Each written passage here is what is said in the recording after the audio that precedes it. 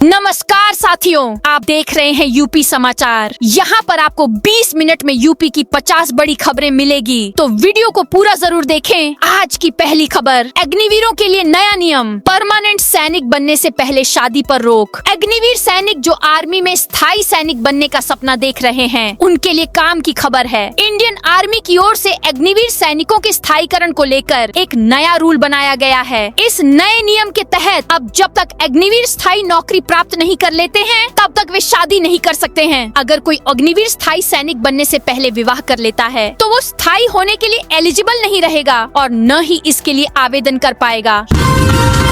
UP police भर्ती में age limit 3 साल बढ़ी, योगी सरकार का बड़ा फैसला। सीएम योगी ने 32,669 पदों पर पुलिस भर्ती में अभ्यर्थियों को बड़ी राहत दी है। अभ्यर्थियों को आयु सीमा में 3 वर्ष की छूट दी है। दरअसल एज लिमिट आयु सीमा विवाद सरकार की गले की फांस बनता जा रहा था। एज लिमिट बढ़ाए जाने की मांग सरकार के भीतर भी उठने लगी थी। इसे देखते हुए योगी सरकार ने यह फैसला लिया है। राजस्थान में तैयार हुई आर्मी की नई भैरव फोर्स कमांडो को हाई रिस्क ऑपरेशन के लिए दी ट्रेनिंग। देश की सुरक्षा और आधुनिक युद्ध की चुनौतियों का सामना करने के लिए भारतीय सेना ने नसीराबाद में एक स्पेशल फोर्स तैयार की है। इस फोर्स का नाम भैरव रखा गया है। इस फोर्स के साथ ही 1 लाख से ज्यादा ड्रोन ऑपरेटर्स भी तैयार किए गए हैं। इन ऑपरेटर्स को ड्रोन उड़ाने और दुश्मन के ठिकानों को निशाना बनाने और असली ऑपरेशन में इस्तेमाल के लिए ट्रेनिंग दी जा रही है, जिससे सेना की क्षमता बढ़ती है। फिलहाल भैरव फोर्स जयपुर में है, जो 15 जनवरी 2026 को जयपुर में होने वाली आर्मी डे परेड में शामिल होगी। रायबरेली में 1.5 लाख लोगों के राशन कार्ड से कट सकते हैं नाम। रायबरेली जिले में राशन कार्ड धारियों का KYC अभियान अब भी पूरा नहीं हो सका है। जिले में करीब कुल 5,61,657 राशन कार्ड धारी हैं, जिनमें करीब 21,75,000 यूनिट हैं। अंतिम तिथि 31 दिसंबर बीतने के बाद भी 1.5 लाख लोगों ने KYC नहीं कराई। मुख्यालय से पत्र आने के बाद इतनी यूनिट का नाम काट दिया जाएगा। 21 जनवरी को शेख हसीना के खिलाफ देशद्रोह मामले में सुनवाई। बांग्लादेश की पूर्व प्रधानमंत्री शेख हसीना के खिलाफ देशद्रोह का गंभीर मामला चल रहा है, जिसमें उन पर अंतरिम सरकार को अस्थिर करने की साजिश रचने का आरोप है। ढाका की एक अदालत ने इस मामले में आरोप गठन की सुनवाई के लिए 21 जनवरी 2026 की तारीख तय की है। यूपी के स्कूलों और आंगनबाड़ी केंद्रों पर अनिवार्य रूप से हो यह सुविधा। योगी सरकार ग्रामीण क्षेत्र के स्कूलों व आंगनबाड़ी केंद्रों में स्वच्छ पेयजल की सुविधा उपलब्ध कराएगी। मुख्य सचिव SP गोयल ने सोमवार को राज्य पेयजल एवं स्वच्छता मिशन शीर्ष समिति की 5वीं बैठक में अधिकारियों को निर्देश दिए कि इनमें पेयजल कनेक्शन अनिवार्य रूप से उपलब्ध कराए जाएं। बैठक में जल जीवन मिशन के अंतर्गत योजनाओं के निर्माण कार्य के लिए एजेंसियों के साथ किए गए अनुबंधों की समयावधि को दिसंबर 2027 तक बढ़ाने के प्रस्ताव को स्वीकृति प्रदान की गई। लग्जरी गंगा विलास क्रूज गंगा में कम पानी होने पर पटना से ही वापस लौटा। नवंबर माह में कोलकाता से वाराणसी के लिए रवाना हुआ लग्जरी गंगा विलास क्रूज पटना में ही लौटने के लिए इस बार कम पानी होने की वजह से मजबूर हो गया। गंगा नदी में पटना और वाराणसी के बीच कई स्थानों पर जल स्तर कम होने के कारण आगे का सफर संभव नहीं था। इस क्रूज पर सवार 30 विदेशी पर्यटकों को सड़क मार्ग से वाराणसी ले जाया गया। 8वीं तक के स्कूल आज भी बंद। यूपी में भीषण ठंड ने लोगों का जनजीवन बुरी तरह प्रभावित कर दिया है। पहाड़ों पर बर्फबारी को गलन और ठंड का कारण बताया जा रहा है। मौसम विभाग के अलर्ट के बाद वाराणसी के DM ने 6 जनवरी को भी 8वीं तक के स्कूलों को बंद रखने का आदेश दिया है। यूपी में ग्रामीण क्षेत्रों के युवाओं के लिए बड़ी खुशखबरी है। यूपी पंचायत चुनाव से पहले मुख्यमंत्री योगी आदित्यनाथ ने प्रतियोगी परीक्षा को लेकर गांवों में ही व्यवस्था कर दी है। अब सिविल सर्विसेज और अन्य प्रतियोगी परीक्षाओं की तैयारी के लिए युवाओं को बड़े बड़े शहरों की ओर पलायन नहीं करना पड़ेगा। योगी सरकार 30 जनवरी तक सभी जिलों में IT उपकरणों की खरीद पूरी कर ग्राम पंचायत सचिवालयों में अत्याधुनिक डिजिटल लाइब्रेरी स्थापित करने की तैयारी में जुटी है। जमीन खरीदने वालों को बड़ी राहत, पुश्तैनी संपत्ति पर मालिकाना हक और धारा 80 को लेकर भी निर्देश। जमीन की खरीद फरोख्त में होने वाले झंझटों से यूपी के लोगों को अब मुक्ति मिलने वाली है। जमीन खरीदने और पुश्तैनी संपत्तियों को अपने नाम कराने के लिए लोगों को अब बार बार दौड़ना नहीं पड़ेगा। सीएम योगी ने इस संबंध में निर्देश भी जारी कर दिए हैं। जमीनों पर नाम दर्ज कराने वाली प्रक्रिया के साथ ही धारा 44 और धारा 80 की प्रक्रिया को भी सरल किए जाने की योजना है। एनआईसी द्वारा विकसित सॉफ्टवेयर से इसे एकीकृत प्लेटफॉर्म पर लाया जा रहा है। इसे फरवरी 2026 तक पूरा कर लिया जाएगा। यमुना एक्सप्रेसवे पर स्पीड लिमिट का खूब हुआ उल्लंघन। यमुना एक्सप्रेसवे पर स्पीड लिमिट का उल्लंघन करने वाले वाहन चालक करीब 61% तक बढ़ गए हैं। वर्ष 2025 में एक्सप्रेसवे पर रोजाना 2900 से अधिक वाहन चालकों नियमों को ताक पर रखकर वाहन चलाए। मुरादाबाद बरेली हाईवे पर 2 फ्लाईओवर, मेरठ मुजफ्फरनगर 6 लेन। यूपी की योगी सरकार लगातार इंफ्रास्ट्रक्चर को लेकर कार्य कर रही है। इसी कड़ी में पश्चिमी उत्तर प्रदेश के जिलों में लोगों का सफर आसान करने के लिए लगातार फैसले हो रहे हैं। केंद्र की मोदी सरकार की तरफ से भी यूपी को लेकर राहत दी गई है। परिवहन मंत्रालय लगातार नई सड़कों की सौगात दे रहा है। इसी कड़ी में मुजफ्फरनगर, मेरठ, मुरादाबाद, बरेली को राहत देने की तैयारी है। यूपी में घर घर जाएगी भाजपा, गांव गांव लगेंगी चौपाल। कभी राम मंदिर को लेकर जनता के बीच जाने वाली भाजपा अब वीबीजी राम जी विधेयक को लेकर बड़ी मुहिम छेड़ेगी। पार्टी इसके लिए घर घर जाएगी। लोगों को मनरेगा की खामियां और विकसित भारत गारंटी फॉर रोजगार एवं आजीविका मिशन ग्रामीण विधेयक की खूबियां गिनाएगी। यूपी सहित देश भर में जिला और मंडल या ब्लॉक स्तर पर सम्मेलन किए जाएंगे। गाँवों में चौपाल लगेंगी। इस अभियान के जरिए पार्टी विपक्ष द्वारा योजना के नाम को लेकर कही जा रही बातों का जवाब भी देगी। योगी सरकार की मुफ्त कोचिंग से अफसर बनी किसान की बेटी। यूपी के जौनपुर के साधारण किसान परिवार में जन्मी पूजा सिंह ने अभावों के बीच पहले ही प्रयास में असिस्टेंट कमांडेंट पद पर कामयाबी हासिल कर ली है। पूजा की इस कामयाबी में मुख्यमंत्री अभ्युदय योजना का बड़ा योगदान है। आर्थिक रूप से कमजोर परिवारों के होनहार विद्यार्थियों के लिए इस योजना को मुख्यमंत्री योगी आदित्यनाथ ने शुरू कराया है। राम मंदिर के बाद अब अयोध्या में कैंसर अस्पताल का होगा निर्माण। राम नगरी में 200 बेड का सुपर स्पेशलिटी कैंसर अस्पताल बनाने का रास्ता साफ हो गया है। यह सुपर स्पेशलिटी अस्पताल उपचार की सभी एडवांस मेडिकल डिवाइस से लैस रहेगा। अयोध्या के आसपास के जनपदों में इसकी शाखाएं होंगी, जहां जांच की सुविधा उपलब्ध कराई जाएगी और जरूरत पड़ने पर मरीजों को यहां रेफर किया जाएगा। इस अस्पताल के निर्माण का काम श्री राम जन्मभूमि तीर्थ क्षेत्र की पहल पर प्रतिष्ठित उद्योगपति रतन टाटा की प्रेरणा से गठित नमो फाउंडेशन बार कैंसर संस्थान के द्वारा किया जाएगा। पूर्व विधायक को रिमांड पर पैतृक गांव लेकर पहुंची पुलिस। झांसी की गरोठा विधानसभा से समाजवादी पार्टी के पूर्व विधायक दीप नारायण सिंह यादव को पुलिस ने 8 घंटे के लिए रिमांड पर लिया है। पूर्व विधायक को मोठ में उनके गांव बुढ़ावली लेकर पुलिस पहुंची है, जहां उनके पैतृक घर पर 10 मिनट तक पूछताछ की गई। इसके बाद पुलिस उन्हें लेकर मोठ थाने आ गई है। यूपी में मेडिकल स्टोर लाइसेंस के लिए बढ़ा दी गई कागजी कार्रवाई। यूपी में नशीली दवा के धंधे पर लगाम लगाने के लिए योगी सरकार ने बड़ी पहल की है। थोक दुकानों के लाइसेंस के लिए कागजी कार्रवाई बढ़ा दी है। लाइसेंस का आवेदन करने से दौरान आवेदक को पिछले अपने 3 साल के व्यवसाय का रिकॉर्ड देना होगा। इस संदर्भ में शपथ पत्र भी देना होगा। इसके अलावा आवेदक के अनुभव की जाँच भी होगी। योगी राज में धार्मिक पर्यटन का हॉटस्पॉट बना संभल, उत्तर प्रदेश का संभल जिला, जो कभी दंगों, तनाव और राजनीतिक टकराव के लिए जाना जाता था, अब एक नए दौर से गुजर रहा है। समाजवादी पार्टी का गढ़ माने जाने वाले इस जिले में अब विकास का पहिया तेजी से घूम रहा है। संभल से दिवंगत सपा सांसद शफीकुर रहमान बर्क के पौत्र जियाउर रहमान बर्क वर्तमान में सांसद हैं और सपा के वरिष्ठ नेता इकबाल महमूद विधायक हैं। इसके बावजूद संभल में माहौल बदल रहा है, जहां 68 तीर्थ और 19 कूप स्थित हैं।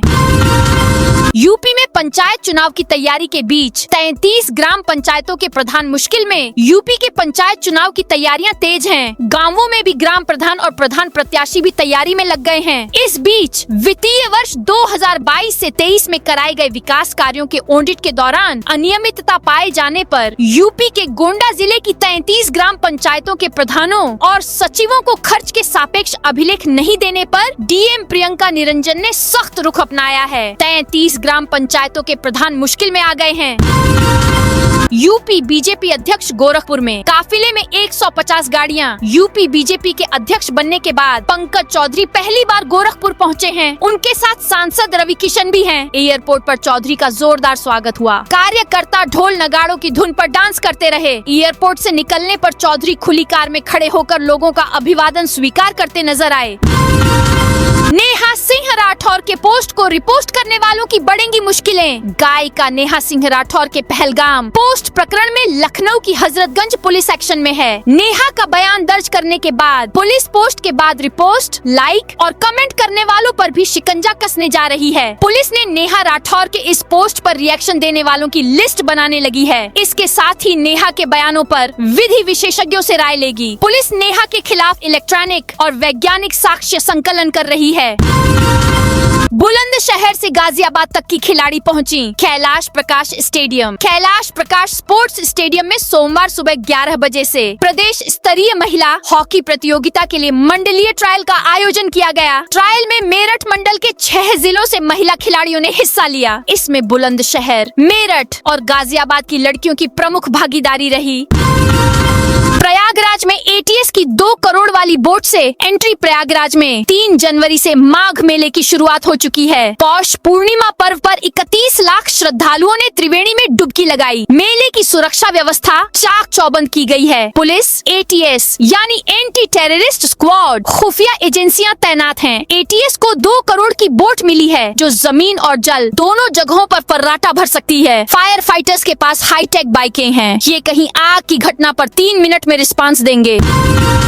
गाजियाबाद गोंडा तक स्केटिंग। भाई बहन ने बनाया वर्ल्ड रिकॉर्ड। गाजियाबाद से अयोध्या और अयोध्या से गोंडा तक स्केटिंग कर 11 वर्षीय युग नागर और 9 वर्षीय नंदिनी नागर ने वर्ल्ड बुक ऑफ रिकॉर्ड में अपना नाम दर्ज कराया है। दोनों सगे भाई बहनों ने अपनी यह उपलब्धि श्री आनंद धाम पीठाधीश्वर सदगुरु रितेश्वर जी महाराज के 53वें जन्मोत्सव पर उन्हें समर्पित की है। सदगुरु रितेश्वर जी महाराज का 53वां जन्मोत्सव आज गोंडा जिले के नंदिनी निकेतन में धूमधाम से मनाया गया। इस अवसर पर 50,000 से अधिक लोग उपस्थित रहे।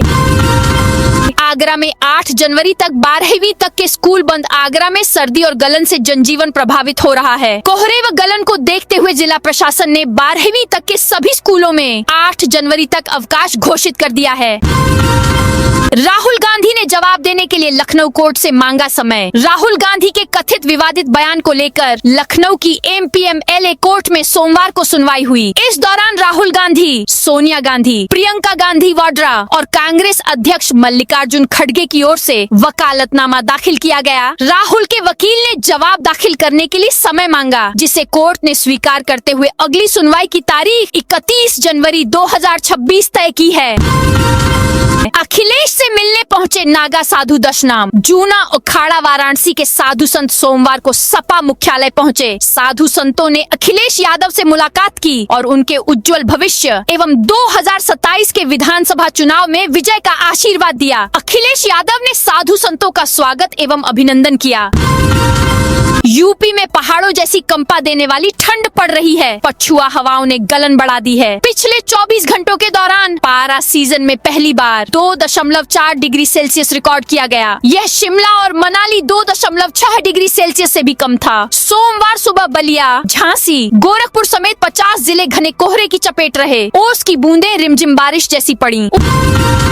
उत्तर प्रदेश के लाखों बिजली उपभोक्ताओं को बिल में राहत पाने का एक और मौका है। पहली बार उन्हें इतनी बड़ी राहत मिल रही है। Uttar Pradesh power corporation limited की बिजली बिल राहत योजना 2025 से 26 के तहत योगी आदित्यनाथ सरकार ने पहली बार 100% ब्याज माफी के साथ मूलधन में भी भारी छूट दी है। योजना के पहले चरण में करीब 32 लाख उपभोक्ता इसका लाभ उठा चुके हैं। दूसरे चरण के तहत 4 जनवरी से रजिस्ट्रेशन शुरू हो गए हैं, जो 30 जनवरी तक चलेंगे। नेशनल हाईवे पर चांदी की बारिश, लूटने की मची होड़। हाईवे से गुजर रहे किसी ट्रक से अचानक चांदी से भरी बोरियां या पैकेट के खुलने के बाद उससे चांदी सड़क पर गिरने लगी थी। चालक को इस बात का पता नहीं चला और वह आगे निकल गया, लेकिन पीछे सड़क पर चांदी उठाने वालों की भीड़ लग गई। सोनभद्र में आदिवासियों ने किया कंपनियों के प्रोजेक्ट का विरोध। सोनभद्र में गोंडवाना गणतंत्र पार्टी गोंगम्पा की जिला इकाई के सैकड़ों आदिवासियों ने सोमवार को जिलाधिकारी कार्यालय परिसर में धरना प्रदर्शन किया। कैमूर पर्वत श्रृंखला में रहने वाले इन आदिवासियों ने गोंगम्पा पदाधिकारियों और कार्यकर्ताओं के साथ मिलकर कंपनियों द्वारा लगाए जा रहे प्रोजेक्टों का विरोध किया। गंगा सागर मेले में श्रद्धालुओं को मिलेंगी निःशुल्क सुविधाएं। कोलकाता के समीप सागर द्वीप पर लगने वाले विश्व प्रसिद्ध गंगा सागर मेले में इस वर्ष तीर्थ यात्रियों को बड़ी राहत मिलेगी। मकर संक्रांति के अवसर पर आयोजित होने वाले इस मेले में श्रद्धालुओं के लिए आवागमन, भोजन, आवास, चिकित्सा और दर्शन पूजन जैसी सभी प्रमुख सुविधाएं पूरी तरह निःशुल्क उपलब्ध कराई जाएंगी। महिलाओं ने कल्याण ज्वेलर्स से 14 लाख के गहने चुराए। यूपी के प्रयागराज में कल्याण ज्वेलर्स के शोरूम से 4 महिलाओं ने 14 मिनट में करीब 14 लाख रुपए के गहने चुरा लिए। महिलाएं छोटे छोटे बच्चों के साथ पहुंची थीं ताकि किसी को शक न हो। उनमें एक ने ज्वेलरी खरीदने के बहाने सेल्समैन को अपनी बातों में उलझाया। बाकी महिलाएं पास में ही गहनों वाले काउंटर के पास लगी कुर्सियों पर बैठ गयीं। जब सेल्समैन गहने दिखाने में बिजी हो गया तो मौका पाकर एक महिला ने सोने की ईयररिंग से भरा डिस्प्ले पैड उठा लिया। उसने डिस्प्ले पैड अपनी बाईं ओर बैठी दूसरी महिला को सौंप दिया, जिसने उसने अपने शॉल में छिपा लिया।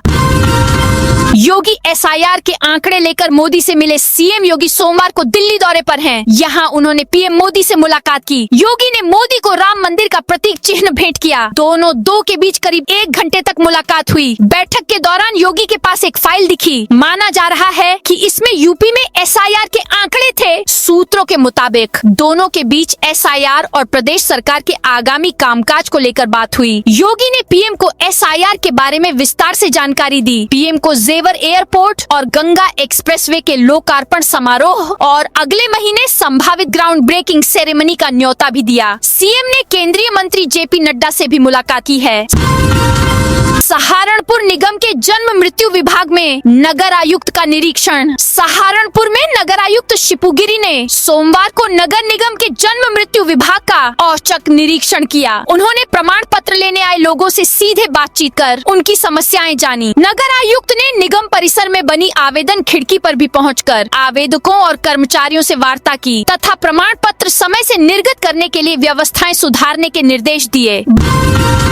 बस्ती में भारत मुक्ति मोर्चा जिलाध्यक्ष गिरफ्तार। बस्ती में भारत मुक्ति मोर्चा के जिलाध्यक्ष RK आर्तियन को गिरफ्तार कर कोर्ट भेज दिया गया है। यह कार्रवाई कलेक्ट्रेट परिसर में ब्राह्मण समाज पर की गई उनकी विवादित टिप्पणी के बाद हुई। उनके बयान का वीडियो सामने आया। शांति एवं कानून व्यवस्था बनाए रखने के उद्देश्य से पुलिस ने यह कदम उठाया। 8 राज्यों के 137 कवियों का 16 घंटे लगातार काव्य पाठ संभल के एक निजी रिसोर्ट में रविवार को राष्ट्रीय काव्य संगम महोत्सव का आयोजन किया गया। इस महोत्सव में 8 राज्यों से आए 137 कवि एवं कवित्रियों ने 16 घंटे लगातार काव्य पाठ किया। घंटे तक लगातार काव्य पाठ किया। सुबह 8 बजे से देर रात 12 बजे तक चले। इस कार्यक्रम ने साहित्य की अखंड धारा प्रवाहित की। यह आयोजन श्री कल्कीदेव तीर्थ समिति की प्रेरणा से और हिंदू जागृति मंच के पूर्व अध्यक्ष स्वर्गीय D. शर्मा की स्मृति में किया गया था। अलीगंज विधानसभा में 3 सड़कों को मंजूरी। एटा की अलीगंज विधानसभा में 3 प्रमुख सड़कों के चौड़ीकरण और सुदृढ़ीकरण को मंजूरी मिल गई है। इन परियोजनाओं पर कुल 31 करोड़ 37 लाख रुपए खर्च किए जाएंगे। इन सड़कों के विकास से क्षेत्र में यातायात जाम की समस्या कम होने की उम्मीद है। बरेली में फर्जी फर्मों के जरिए हवाला का बड़ा खेल। बरेली पुलिस ने एक ऐसे अंतर्राज्यीय सिंडिकेट का भंडाफोड़ किया है जो मासूम मजदूरों के नाम पर फर्जी कंपनियां बनाकर करोड़ों का काला धन इधर से उधर कर रहा था। SP साउथ अंशिका वर्मा के निर्देशन में भुता पुलिस ने 2 शातिर आरोपियों को गिरफ्तार किया है। यह खेल तब खुला जब एक जरी कारीगर के पास 1.5 करोड़ का इनकम टैक्स नोटिस पहुंचा। KGMU लव जिहाद के आरोपी के माँ बाप गिरफ्तार। लखनऊ में शादी का झांसा देकर बार बार रेप, बिना सहमति गर्भपात और जबरन धर्म परिवर्तन कराने के गंभीर आरोपों में चौंक पुलिस ने बड़ी कार्रवाई की है। KGMU की महिला डॉक्टर की शिकायत पर दर्ज मुकदमे में आरोपी डॉक्टर रमीजुद्दीन नायक उर्फ रमीज मलिक के माँ बाप को गिरफ्तार किया है। पुलिस का कहना है कि इन दोनों ने पीड़ित महिला डॉक्टर को दबाव में लेकर षड्यंत्र पूर्वक निकाह कराने की साजिश रची थी। महाराजा सुहेलदेव विश्वविद्यालय के मेस में मिला कीड़ा। आजमगढ़ जिले के महाराजा सुहेलदेव राज्य स्तरीय विश्वविद्यालय के मेस में मिला कीड़ा। छात्रों के भोजन में जीवित कीड़ा मिलने का मामला सामने आया है। इस संबंध में छात्रों ने राज्यपाल को नामित ज्ञापन जिलाधिकारी को सौंपकर इस मामले में उचित कार्रवाई की मांग की है। सहारनपुर की तिब्बती मार्केट और पुलों से हटेगा अतिक्रमण। सहारनपुर में महापौर डॉक्टर अजय कुमार ने शहर में अवैध अतिक्रमण के खिलाफ सख्त रुख अपनाते हुए नेहरू मार्केट के पास बनी तिब्बती मार्केट समेत प्रमुख पुलों के नीचे किए गए अतिक्रमण को हटाने के निर्देश दिए हैं। उन्होंने निगम अधिकारियों को शहर की यातायात व्यवस्था सुचारू रखने के लिए वेंडरों को चिन्हित वेंडिंग जोन में स्थानांतरित कराने को कहा है।